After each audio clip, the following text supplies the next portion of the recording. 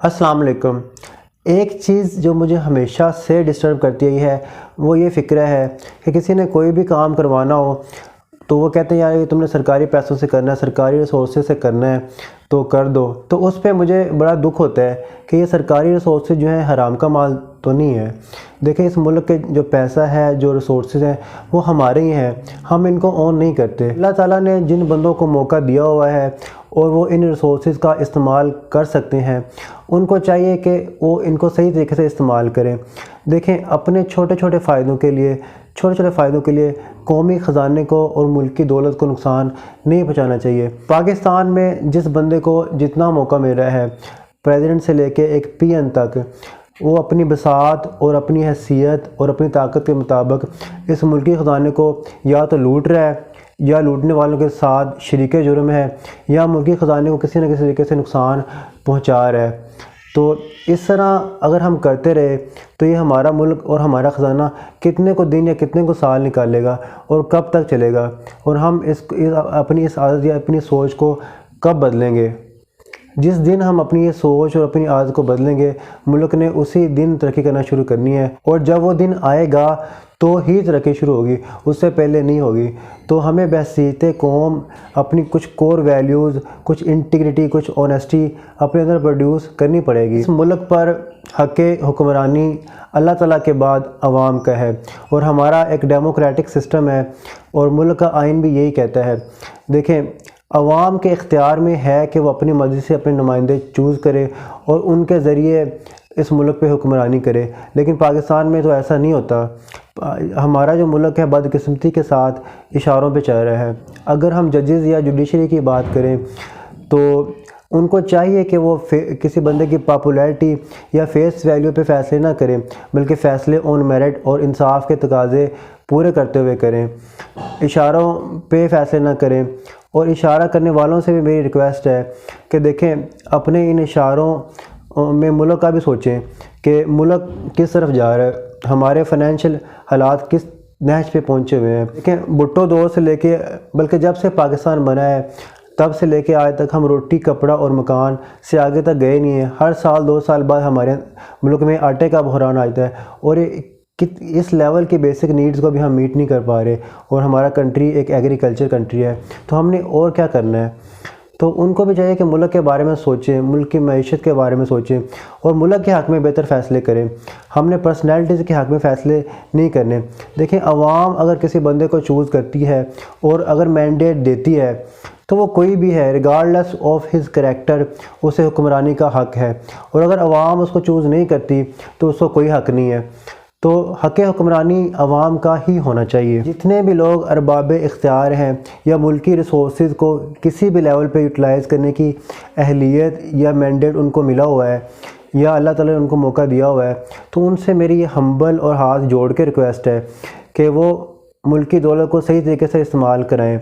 دیکھیں ہمارا معاشرہ اس طرح کا ہو چکا ہے کہ اگر ہزاروں لاکھوں میں سے کوئی ایک آدھا بندہ آنیسٹ یا ایماندار نکل ہی آئے تو ہم اس کو اس لیول پہ ذلیل کرتے ہیں اور اس لیول کے کیسز میں پھنسا دیتے ہیں کہ وہ بندہ یا تو ان دوسرے بندوں کی طرح ہو جاتا ہے، یعنی کہ وہ بھی بے ایمان ہو جاتا ہے، اور یا پھر وہ جاب یا وہ جگہ ہی کوئٹ کر دیتا ہے۔ اس لیول پہ جا کے اس کے لیے حالات تنگ کر دیے جاتے ہیں۔ ایماندار بندے پھر کہاں سے آئیں؟ جتنے بھی آنیسٹ بندے جس لیول پہ بھی ہیں، چاہے وہ پرائیویٹ سیکٹر میں ہے یا پبلک سیکٹر میں ہے، وہ اس سسٹم میں مس فٹ ہے۔ جو بندہ اگر پولیٹکس میں ہے اور وہ آنیسٹ ہے تو ہم اس کو بھی برداشت نہیں کر سکتے، اور اگر وہ بیوروکریسی میں ہے یا جوڈیشری میں ہے یا کسی بھی ایسے محکمے میں ہے جس میں پبلک ڈیلنگ ہے، اور وہ بندہ آنیسٹ نکل آیا غلطی سے، تو وہ وہاں کے سسٹم میں، وہاں کے حالات میں مس فٹ ہو جاتا ہے، اور ہم اپنے موسموں کے ساتھ بحیثیت قوم اچھا سلوک نہیں کرتے۔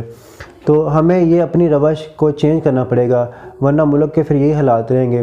دیکھیں یہ ملک فرشتوں نے آ کے تو گورن نہیں کرنا، یہ ہمارا ملک ہے، یہ ہماری زمین ہے اور یہ ہماری مٹی ہے۔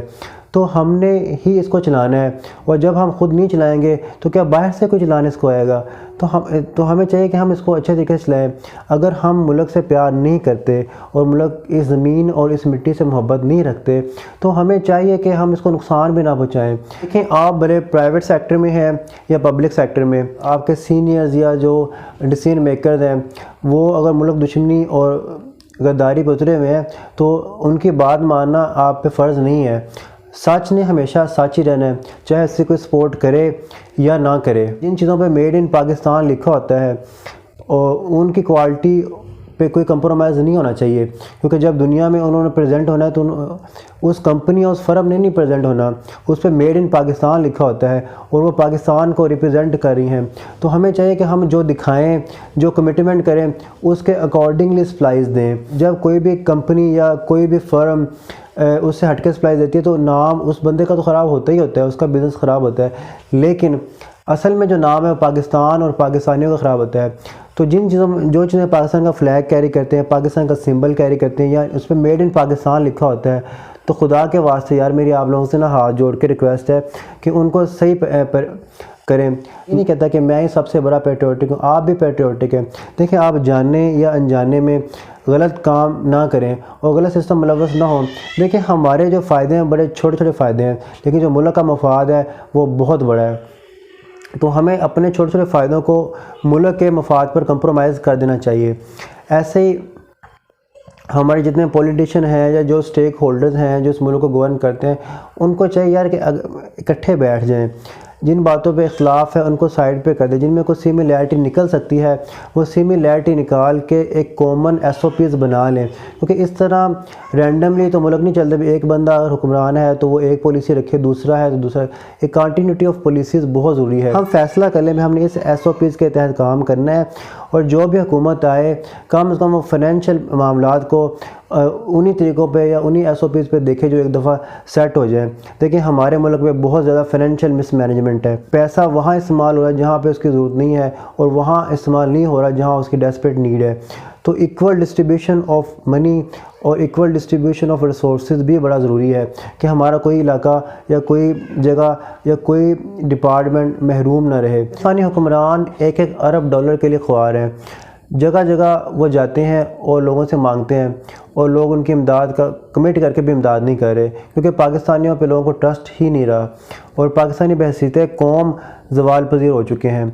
دیکھیں، جن لوگوں نے ملک کو لوٹا ہے، میری ان سے بھی ریکویسٹ ہے یار چلو اس لوٹی ہوئی دولت سے پاکستان کو قرض دے دو تاکہ چلو پاکستان کا سسٹم چل جائے، اور اتنا نہ لوٹو کہ یار یہ ملک ہی نہ رہے۔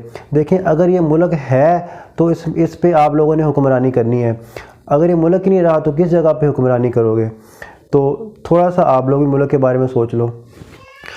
اور لاسٹ پہ میرا اپنے نوجوانوں کے لیے میسج ہے، یار وہ میرا دل یہ پکارے والی لڑکی سے اب نکل جائیں اور اس کی جان چھوڑ دیں، اپنے آپ پہ فوکس کریں، اپنے گولز پہ فوکس کریں اور اس ملک کے بارے میں سوچیں۔ دیکھیں، اگر نوجوانوں کی ڈائریکشن ٹھیک ہو جائے گی نا تو یہ ملک کہ چلو اگلی جنریشن میں ٹھیک ہو جائے گا۔ یہ میری چھوٹی چھوٹی باتیں جو میں درد دل کے ساتھ کہہ رہا تھا، ان کو پلیز کوئی اور رنگ نہیں دینا۔ ویڈیوز دیکھے کوئی ایک بندہ بھی انفلوئنس ہو جاتا ہے تو میرا مقصد پورا ہو جاتا ہے۔